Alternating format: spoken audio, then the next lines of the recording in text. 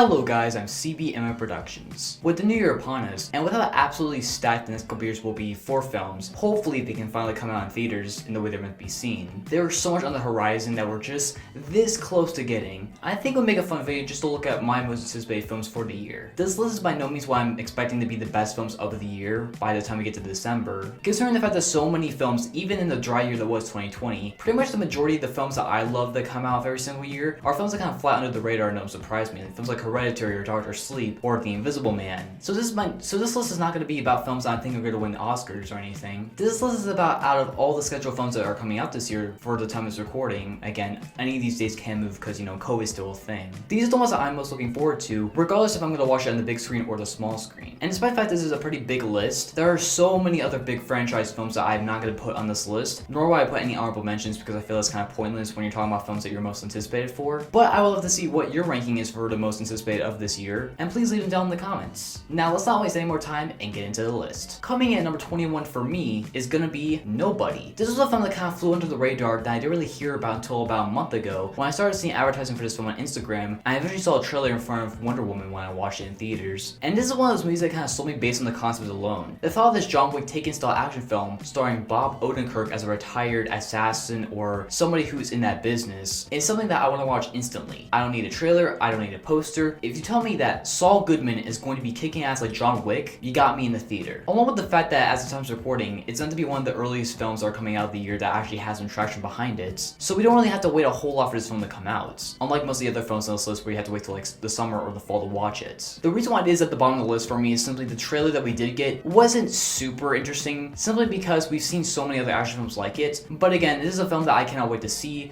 I think it's gonna be super fun, and hopefully this film can be a placeholder until we finally get our final season of Better Call Saul later this year. Hopefully. Number 20 for me is going to be ShangChi and the Legend of the Ten Rings. The first MCU film on this list, and the first MCU film to tackle the martial arts genre. I'm not super knowledgeable about the Kung Fu martial arts drama. I've seen films like The Raid and Enter the Dragon, which is going to be a major inspiration for this film. But the fact that the MCU is doing yet another different genre to, keep things fresh and not keep things from getting stale, like many people want to complain it has, is very exciting. The cast is very exciting. Although I will say I'm not very experienced with the guy who's playing Shang-Chi. I have seen a couple of his short films where he does like action bits, and they look really fun. If they're anything like the big sequences that we'll get in this movie, the action of this film will probably be on the level of the Winter Soldier, and in terms of hand-to-hand fights. And the fact that it's going to be a small-scale movie, we're going to get the real Mandarin this time, which has been teased for years, ever since a little short film like that came out 8 years ago after the whole backlash of Iron Man 3. And the fact that it's not going to be this world's, falling stakes building movie, it's going to be a smaller film set inside the MCU, it's kind of a nice change of pace. The reason why it is so low on my least anticipated MCU film of the year is simply we really don't know much about it, and the fact that we haven't gotten any actual footage from this film. The only official things we know about the film thus far are the logo, the cast, and the release date, which release dates this year are just as film dates that were the year before. But regardless, I'm going to be there day one. Number 19 for me is going to be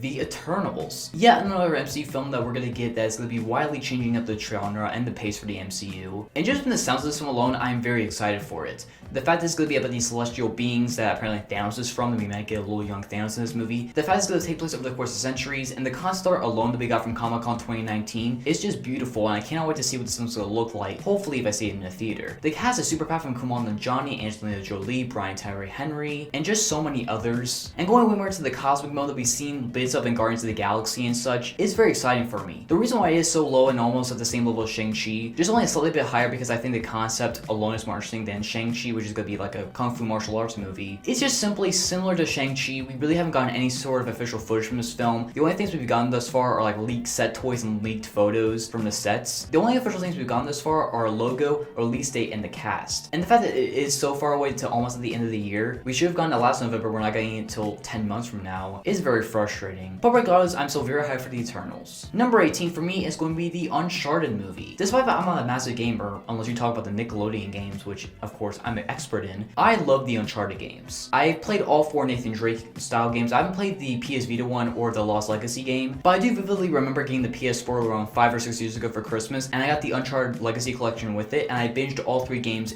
over the course of the winter break, and then I later got Uncharted 4 and I binged that too. I love those games. They're very much like movies come to life, similar to Last of Us, also by Naughty Dog. I just love the character of Nathan Drake and Sully, how the games progress, and the story and the action sequences. They're just super fun, and that's solely kind of why why it's on this list. The reason why it is so down low for me when it should be a lot higher, once again, we really haven't gotten a lot about this movie apart from the title and release date and the cast, but also the fact that I don't really like the casting of Tom Holland as young Nathan Drake, and the fact that this film's taking the direction of going in a prequel style, where it's to be leading up to the first game, which I think is kind of a mistake. I wanted to see a fully grown Nathan Drake, like the short film that we got starring Nathan Fillion a few years ago. He should have been the title character. And the fact that Tom Holland, for me, especially this year, is just becoming so oversaturated in everything. Ever since he landed the role of Spider-Man, he's been in basically like 5 films a year, and as many films he's going to be on in this list, which we'll get to later on, it's not even all the films he's going to be in this year. So kind of that, along with the fact that we just haven't gotten much about it. But I will say, correct me if I'm wrong about this may be the very first video game movie ever made by a company that also owns the home of the console that is exclusive to, in Sony. Granted, it's different divisions, but I mean, Sony still owns the PlayStation. So that will be very interesting to see how much of a dynamic or change it will have on the movie as a whole. But regardless, I'm still going to be there day one. I'm still very excited for it. It's just, I'm very cautious of it too. Number 17 for me is going to be Luca, the next Pixar film coming out around June or so. This is a film that I really don't know a whole lot about. I've seen concept art, I've seen a little bit of the trailer, but I'm someone who really doesn't like to watch trailers anymore because I usually like to spoil a lot of things. And I like going into movies a lot more blind than knowing everything about it, which is what most trailers do nowadays. But from what I've seen thus far, I mean, it's a Pixar movie and they really come out of a high, especially after Soul, which was my favorite film of last year. If you saw my Pixar and DreamWorks ranking, which I'll leave a link down in the description. And the fact that it's having a beach setting to it, which I love a beach setting, like this island tropical setting, is beautiful, and just the concept art alone and just the stills of it is just beautiful. Perfect timing for summer, and also the fact that I really do want an original Pixar film to succeed once again, because out of doing a myriad of sequels, the fact that last year Pixar had 2 original movies and one got cut off short of a theatrical release after 2 weeks, and one got dropped onto their streaming service Disney Plus, I want to see Pixar having a big financial hit for an original movie once again, and hopefully that will be with Luca. Number 16 for me is going to be Spyro from the Book of Saw. Once again, similar to Nobody, this is a film that kind of sold me on the concept alone. I haven't watched the trailer for Spyro. I really don't know about the plot that much. The only things I know about the film are that it stars Chris Rock and that he pitched it from the Lionsgate and that it got the green light solely from his pitch. It's starring him and Samuel L. Jackson in a Saw movie. You got me on that alone. I mean, that's a fantastic concept. I mean, how strange is that to be when you have like 2 great actors in a Saw movie, which is meant to be completely different from every other Saw movie previously, along with bringing back Darren Lynn Bousman, who directed, I believe, Saw 2, 3, and 4, which 2 and 3 are my favorite Saw sequels out of the entire franchise. So you have a director who's knowledgeable in the series, you have great actors in the lead, like really cool concept detective story about this, along with the fact they're just going to go in a wild different direction from it. It sucks that we have to wait this long and the fact that Lionsgate delayed it a whole year, which they should have easily just put on the VOD, but hopefully this year-long wait will be worth it, and I will be there day one for Spyro. Number 15 for me is going to be Black Widow. Despite the fact we've had to wait for over 10 years to get a Black Widow movie, and we have to wait even longer for it to come out actually, I'm still very pumped to see this film. Unlike any other MCU films coming out this year, with having little marketing as far, and hell, one of them doesn't even have a title yet, we basically kind of have a form of what this film is going to be like. We've seen all the trailers and promotion for this film, even the final trailer that came out like, what, 2 months before the film was supposed to come out, and like early March before the whole pandemic broke out. We know the plot, we know the characters are going to be in it, and it's just kind of a comfort knowing what you're going to walk into. And yes, it may be a little formulaic because we've seen spy movies in the MCU thus far, but the fact that Black Widow is a great side character, and I really want to see what she's going to be doing in her own standalone movie. Granted, I don't really know the thought process of having to wait so long for a movie to the fact that the character itself died before the movie is going to come out. Makes no sense to me, but the fact that we are getting it is very nice. And the main reason why I am this hyped for it on this list, the reason it is so high, is simply because I'm very excited to see what Taskmaster is going to bring to the screen. I don't know a whole lot about Taskmaster apart from the fact that he's a villain that copies other MCU heroes' abilities. We see him in the trailers that he copies Black Widow, Black Panther, Captain America, Hawkeye, all these even MCU heroes, and he seems like a very fun villain to play around with, and I'm very excited to see what the action set pieces are going to be like. Along with the cast being super stellar, I mean, you got Florence Pugh, you got Scarlett Johansson, you got Rachel Weisz, you got David Harbour, just a beyond static cast, and also the fact that this will be the first MCU film to come out after nearly 2 years since Far From Home if it doesn't get delayed any longer, which I don't think it will. It's a film that I'm just very looking forward to, and I can't wait to see, hopefully, in a theater. Number 14 for me, this is a little bit of a surprise for me, but it's going to be Cherry. The follow-up for the Russo brothers after they did Endgame a couple years prior sees Tom Holland in the starring role being a war veteran who starts to rob banks of fuel's drug addiction, is a concept that I'm very interested in, and it's a film that I'm really looking forward to, and the more and more marketing and press we have for this film, I'm just more and more just interested to see it. Despite currently he's very oversaturated, Tom Holland is a great actor and he can do multiple roles. We've seen him do Spider-Man, we've seen him do darker roles like Devil All the Time recently on Netflix, and I'm very excited to see what the Russo brothers are going to do with a movie that isn't a big blockbuster, considering the fact that the majority of the career thus far in terms of directing feature films have been superhero movies, with the exception of Yumi and Dupree that came out in 2006. So yeah, they don't really have a career outside of, superhero movies thus far, but I'm very interested to see what what their genre twisting stuff is going to be like in this movie. And also the fact we're getting it fairly early on in the year, and we're probably going to get it, despite the fact regardless of if theaters are open or not, by February. We're going to get this film regardless, not have it be pushed to like late 2021 or 2022. It's kind of a nice thing to see. It is this one though simply because, again, Tom Holland I think is super oversaturated, and also the fact that the Russo brothers really don't have much experience outside the MCU, and like Joe Russo, I think he was a co-writer in Extraction, a movie with Chris Hemsworth. Really great action, but it had a very weak script in my opinion, and I'm kind of nervous to see what this one's going to be like. But regardless, I am still going to watch it. Number 13 for me is going to be, I can't believe I put this one this high on the list, but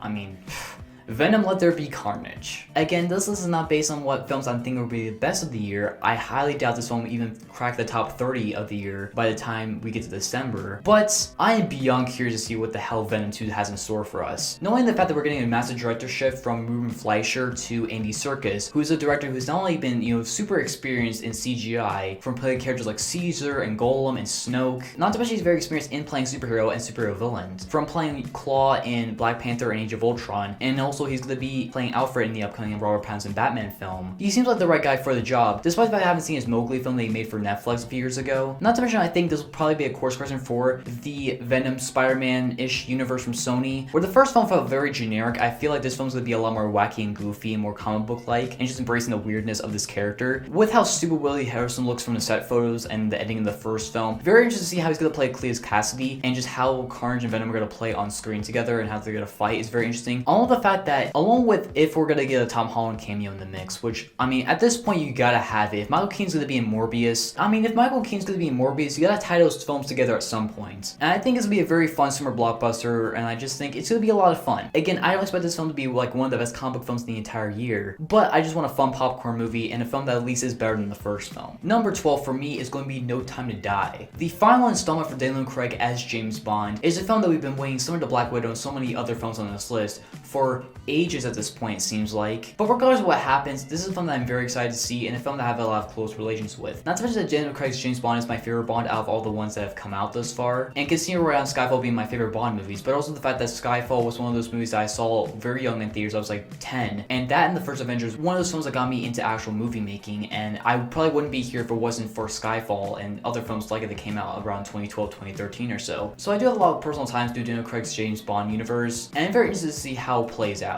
And I'm very interested to see how this final film plays out. Not to mention the fact that Daniel Craig's James Bond movies are very hit or miss, because sometimes you get the greatness of Skyfall and Casino Royale, but then you get the mediocreness of Quantum of Solace and Spectre. And with that wavelength kind of pattern, hopefully No Time to Die turns that upside down and just turns it into a complete grand slam finale. From what we've gotten so far in the trailers, it looks very exciting, it's a lot of fun. Billie Eilish's song at this point will probably be over a year old when the film, if it does come out in April. The cast looks very marvelous, Hans Zimmer's score sounds great from what we've heard thus far. It just seems like a very exciting, jam-packed finale, and I cannot wait to see it. Number 11 for me is going to be the Mortal Kombat reboots. Very much excited for this film, although despite the fact we haven't gotten much footage thus far, apart from a title and a release date, which I'm pretty sure is going to stick to it because of HBO Max. This is a film similar to Uncharted that I'm very excited to see the upswing in comic book movies. This is similar to Uncharted. I'm very excited to see what their take is going to be like it in a modern setting, because we've got some good video game movies thus far with Sonic and Detective Pikachu. We're not talking about Monster Hunter, but the fact from what we've heard thus far from this film, that the fact it's going to be R-rated, the fact it's going to be lower budgets, and it's going to go back to the roots of the actual video games, not be like this goofy PG-13 action-y thing like the 90s films were. It just seems like, although it's not going to be one of the best films of the year, it just seems like a great Mortal Kombat movie, and a film that fans have wanted for decades at this point. And that's the thing, I'm not expecting Oscar wins from this film. I just want some grisly fatalities on screen, finally, for the first time. Alright, so now we're in the top 10, and number 10 for me is going to be Jackass 4, I gotta be honest with you.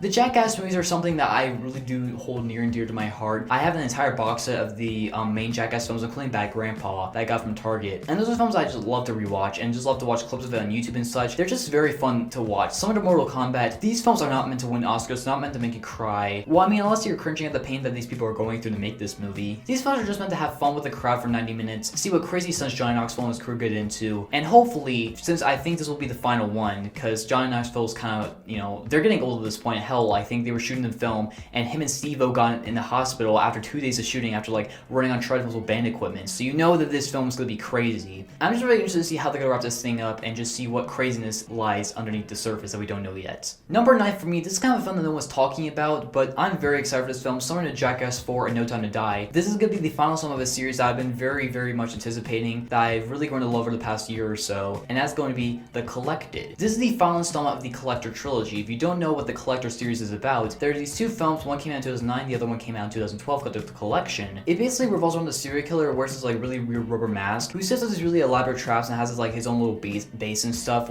Meanwhile, this character named Arkin, who's basically this robber who tries to steal money from this rich family in the first film to pay off his wife's debts, and basically he has to escape this house full of booby traps and also fight off the Collector as well. I highly recommend you watch both of these movies because they're very much tightly contained and there's a lot of fun. If you can handle the violence, it's incredibly entertaining, really fast paced, very fun films. And this third film has been very much in development hell for years, and the fact that we were supposed to get it last year, I believe, and the fact that it got delayed due to COVID. And apart from some screenshots, this film basically has no release date thus far, and it's kind of uncertain when it's going to drop. That's kind of why it's not in the top 5 for me, but I'm very much anticipating the finale of what we've gotten thus far. Again, if you know this series, you know what this film is building towards. I just want to see a great finale, cap off for this trilogy that I've been very much looking forward to for a year at this point, ever since I watched the films. And I think it's going to be a lot of blood-soaked fun. Number 8 for me is going to be Mission Impossible 7, a sequel with no title, similar to another film we may get later on this list. Mission Impossible 7, this is one of those films that, I don't think needs any explanation. The Mission Impossible series is one of those very rare series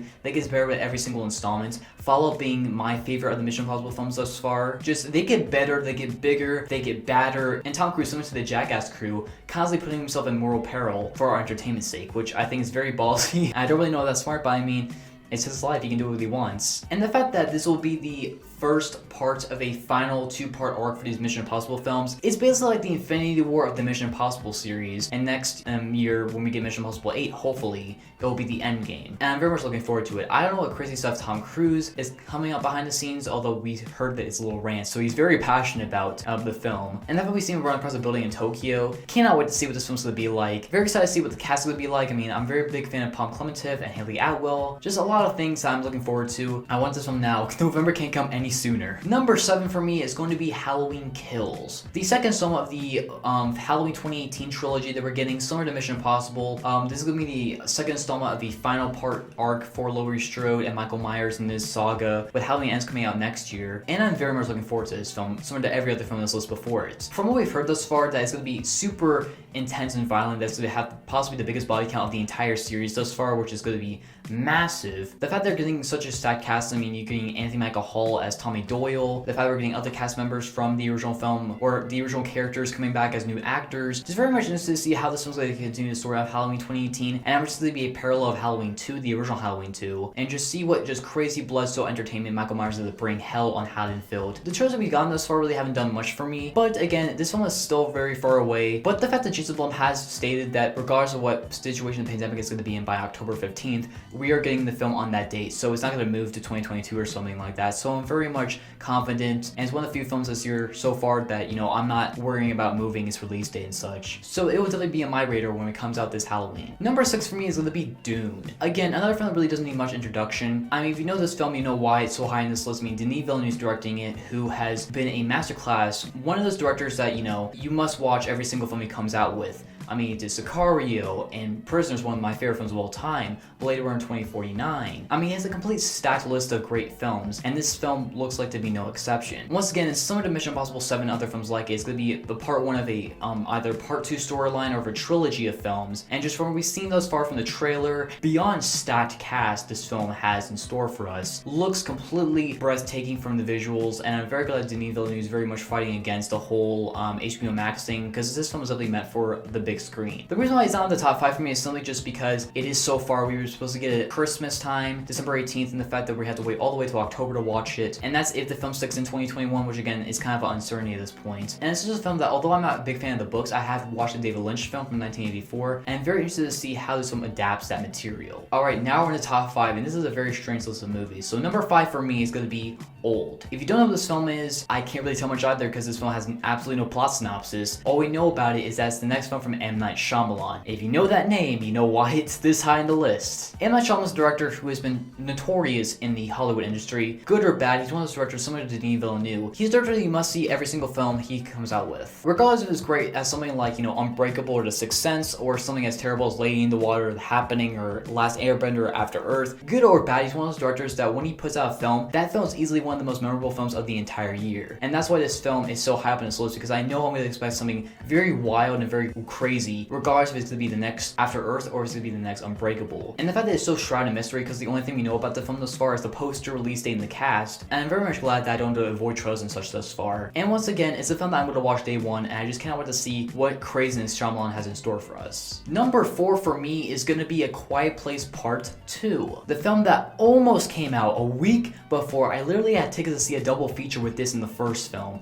in a theater, and I got cut short because of COVID. I'm so frustrated. But because the film was so close to being released, we did get early critic reviews and early audience scores, and this being the only film on this list that people have seen early and have kind of been guaranteed to be good, as in terms of the critics that I trust, is a good sign. Not to mention I love the first Quiet Place film. I thought the trailers so far have looked great. I think that continuing the story on similar to Halloween 2 as picking up right of the first film and bringing Cillian Murphy, who I'm a big fan of in the horror genre from 28 Days Later to Sunshine, the fact that he's coming back to the horror genre is very interesting. How they're going to continue the story, I'm very excited to see. I can't wait to see this film. I am pumped to see it. And hopefully, they don't delay it any further. Number 3 for me is going to be The Suicide Squad. The only major DC film coming out this year, no, I'm not counting Zack Snyder's Justice League, that's a miniseries, and a different cut of a movie that's already come out, is a film that I'm beyond stoked for. The fact that, despite the fact that Guardians 3 has been delayed 3 years because of it, I think it's just kind of a happy accident. Because the fact that he's going to be able to go balls to the wall with this film and not have to restrict himself, and the fact that he gets to have this great cast to work with, from characters that we got in the pre-Suicide Squad film to a completely new cast consisting of, many of his, usual suspects from his cast, from Michael Rooker to his brother, just so many great names a part of this cast. The fact that from what we've seen so far, it's just gonna be completely goofy and completely just comic booky and not being afraid to be weird. And the fact it's gonna have James Gunn's typical style to it, where it's gonna be just super gory, super intense, just be super all over the place. And I just can't wait to see this film on the big screen, hopefully. And it's gonna be a completely surprising film inside the DCEU. There's nothing negative or worrisome about the film I have thus far. It's just simply we don't have much marketing for the film thus far. The only thing we've gotten is so far the little behind the scenes where we got in DC Fandom back in August. But I'm beyond pumped to see this film, and August cannot come soon enough. Number 2 for me is an obvious pick, but I mean, it's still a pick. Spider-Man 3. Spider-Man Spider-Verse, Spider-Man Homeworld, Spider-Man Homesick, Spider-Man Tom Holland breaks into my home and steals my virginity. I mean, come on, it can be anything at this point. The third MCU Spider-Man film, let's just call it that. If you know this film, you know why it's nearly at the top of this list. I mean, come on, if you've heard the rumors thus far about bringing in Tobey Maguire, bringing in Andrew Garfield, Tom Holland's universe still being around, the fact that you're going to bring in all 3D Spider-Man together,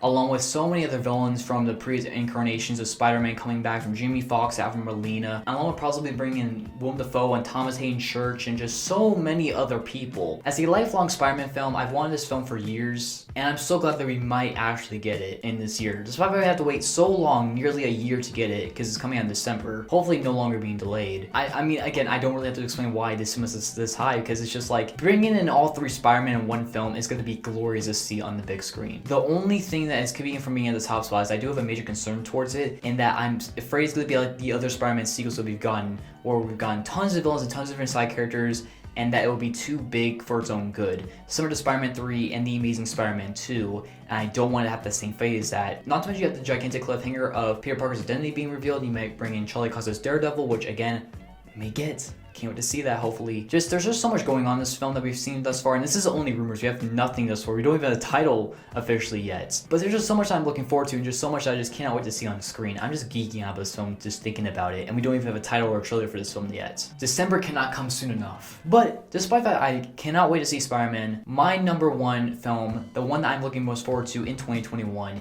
is gonna be Last Night in Soho. If you don't know what this film is about, it's basically gonna be the next film from Edgar Wright. If you don't know who Edgar Wright is, he is one of those directors similar to Denis Villeneuve that I talked about earlier. He's one of those directors that you must see every single film he comes out with. He previously has done the Cornetto trilogy, which consists of Shaun of the Dead, Hot Fuzz, The World's End. Not so much he's done Scott Pilgrim, one of my favorite films of all time, along with Baby Driver recently. And the fact that he's gonna step in and this is gonna be his first horror thriller is something that I'm very, very much beyond pumped to see, because I love when directors take other genres than what they're used to and going out of their comfort zone a little bit. I mean, look what the success of Jordan Peele has done to the genre. I love the concept of this woman who's played by Anya Taylor-Joy, who's on top of the world right now. Her being a fashion designer who gets transported back to the 60s, and it's not being exactly what she thinks it's gonna be like, is something I'm very much anticipating, very much looking forward to. From what we've seen thus far, I haven't watched much of the trailer or the plot synopsis. I'm very much gonna go in blind, but the next Edgar Wright film that's gonna be a horror thriller, it's a film that on the concept alone, I don't need to see a poster or a trailer. I'm going to be in the theater day one, and it is my most anticipated film of 2021. And with that, we wrap up the list and the video. Hopefully you guys enjoyed, and please leave your list down in the comments because I would love to see what picks you have, because there are so many movies coming out this year that will hopefully stick to release dates, despite the fact we're still suffering the craziness of 2020. And don't forget to like, share, and subscribe for more content. I'm CBMF Productions, and I'll see you guys in the next video. Peace out.